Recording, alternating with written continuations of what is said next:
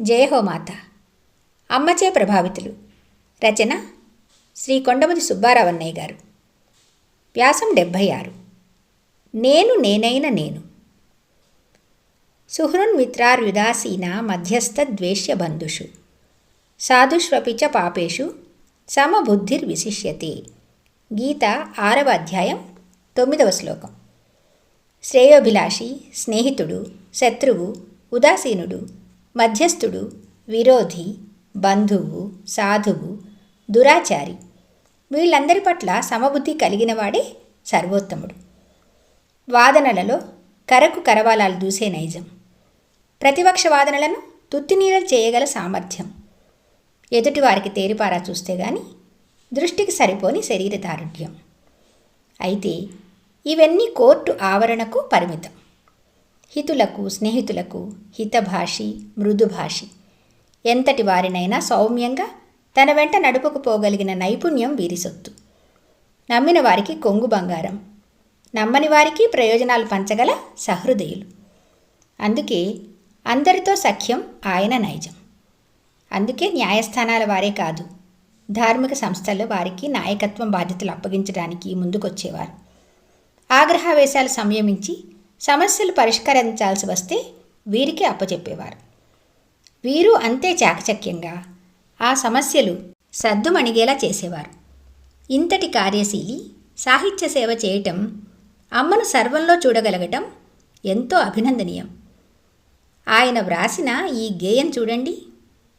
నేను నేనైన నేనును అన్ని తానైన తల్లిని, ఏ రీతి నర్చింతునో అమ్మను ఏ కరణి భజింతునో,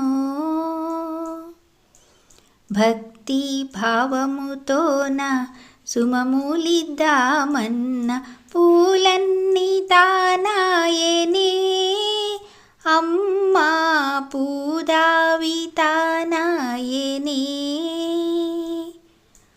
వాగ్రూపమున ఏవో కైతాలల్లుదమన్న అక్షరము తానాయనే, అమ్మార్థము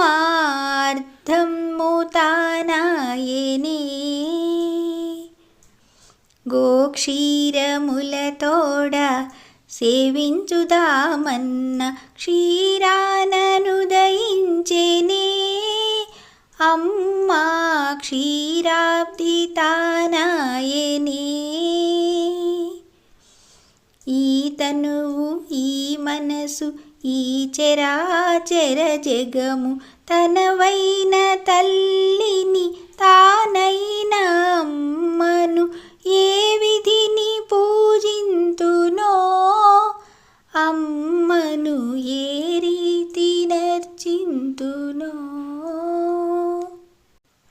వీరి భక్తి మహాభక్తుని భక్తికి తీసిపోలేదు.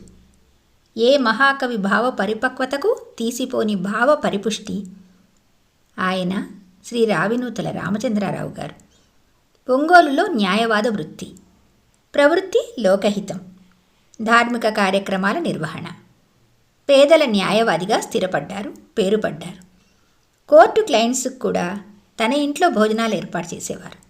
అమ్మ బిడ్డ కదా. వారు 1950 దశకం ప్రాంతాలలో హిందూ కళాశాలలో డిగ్రీ చేశారు.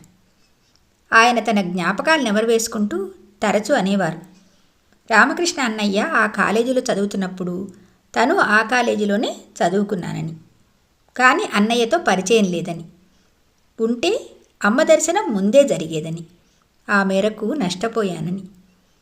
అయినా అమ్మ కరుణించింది. బెటర్ లేట్ దాన్ నెవర్ కదా.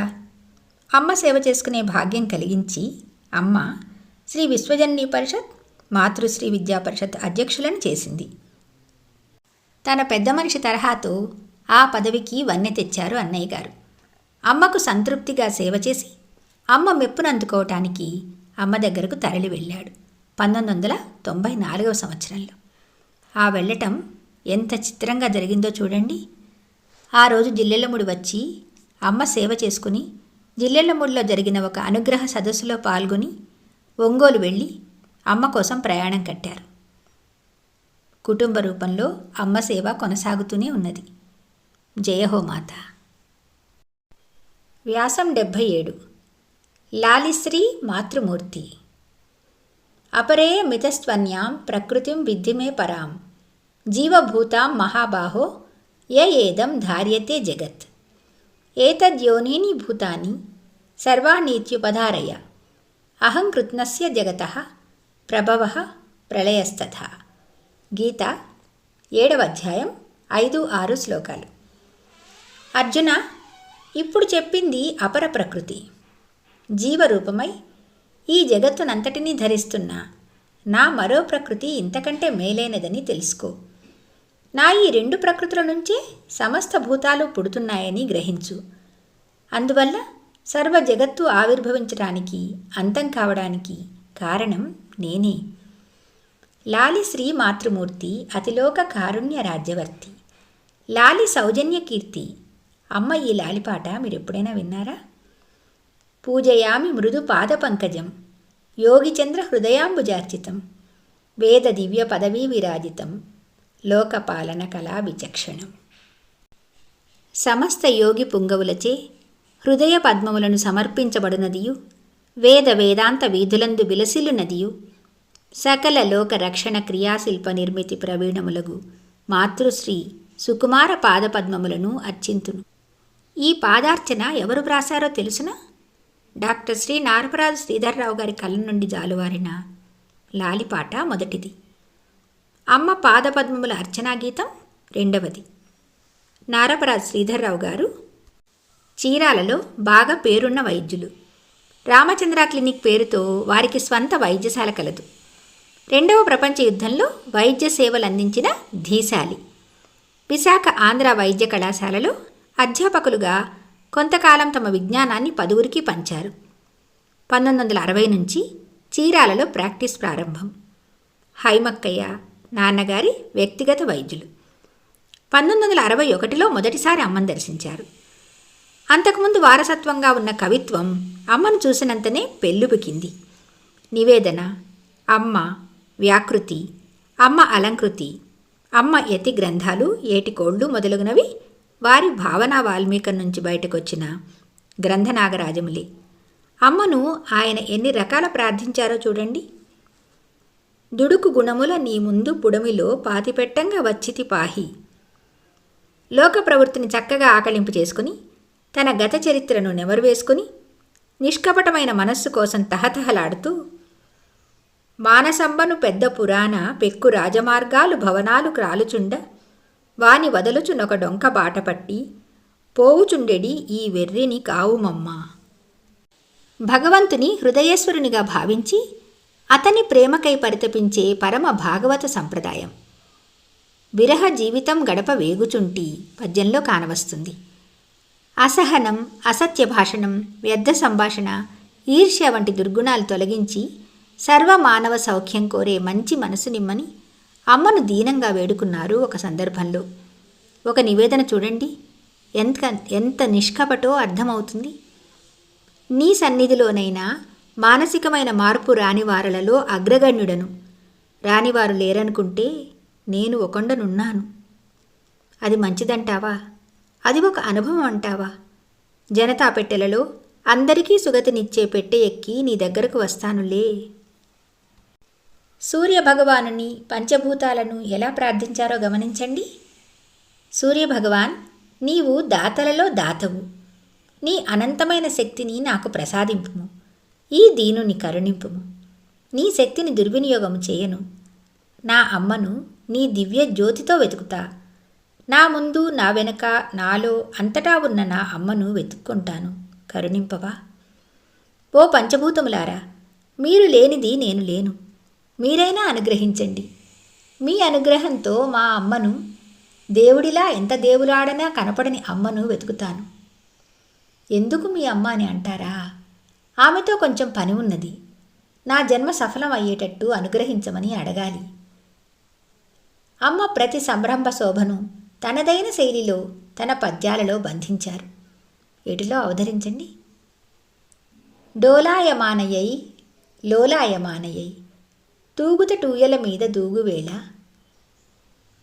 అలిసన్నిభంబులై అతి చెంచలంబులై ముఖపద్మమున గురుల్ మూగువేళ ఉత్తరీయంబుపై నూగాడు త్రాటిపై హస్తద్వయంబును హత్తువేళ జీరాడు కొంగుపై మారాడు సుతునిపై గేరడంబులు పల్కు తీరువేళ హొయలు మిన్నంద సోయగం బుప్పతిల్ల జీవితానంద రసము పుంజీభవింప అట్ల తద్దియ నాడూయలందు నమ్మ ఊగువేళ శుభోత్కర్ష మొసగుగాక.